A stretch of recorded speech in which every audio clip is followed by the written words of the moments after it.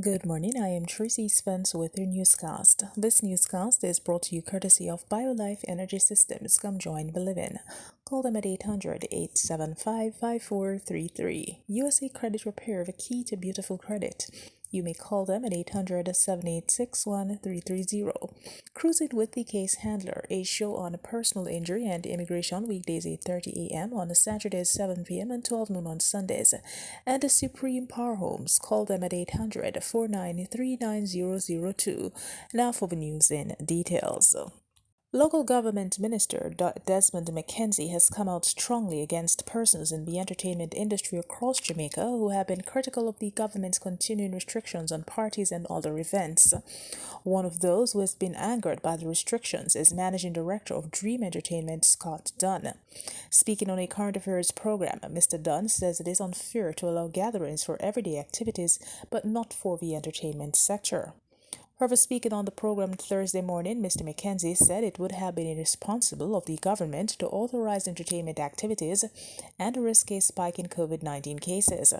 Mr. McKenzie added that some of the persons who are being critical of the government are hosting events in contravention of the disaster risk management regulations. He said he's not encouraged by what has been observed at the banned events that are being held across the country. He said on average more than 100 events are held nightly in remote locations. MBJ Airports Limited, which manages the Sangster International Airport in Montego Bay, St. James, says it has been significantly affected by the decline in passenger traffic due to the COVID-19 pandemic. Shane Monroe, Chief Executive Officer of MBJ Airports, gave details on the losses in an interview with reporters recently. Mr. Monroe said the airport has seen an improvement in arrivals this month and hopes this will continue for the winter tourist season. He said that the increase in Jamaica's risk level by the U.S. Center for Disease Control and Prevention is not good news for the sector. At the same time, he said the CDC advisory will have a short-term impact. Meanwhile, the Pan American Health Organization PAHO is appealing to Caribbean and other nationals to avoid travel and large gatherings during the upcoming Christmas holidays. PAHO says holiday season gatherings and travel involve risks, and based on this, the public is being urged to follow the guidance of national health authorities to make the season as safe as possible during the COVID-19 pandemic. At a media briefing on Wednesday, PAHO's Assistant Director, Jarbas Barbarossa, said it is critical that all persons continue to practice public health measures to control the spread of the virus.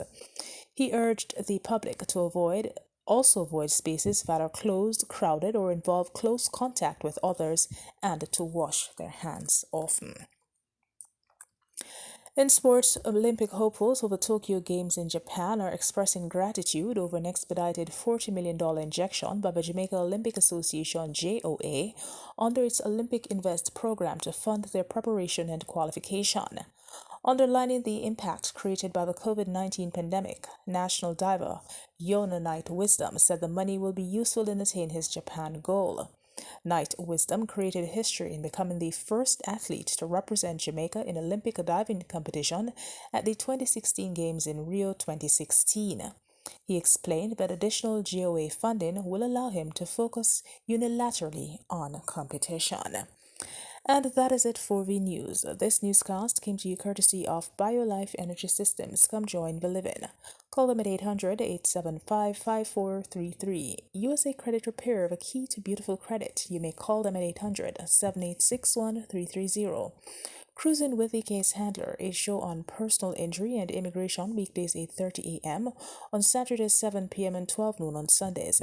And the Supreme Power Homes, call them at 800-493-9002. On behalf of the news and production team, I am Tracy Spence. To have a good morning.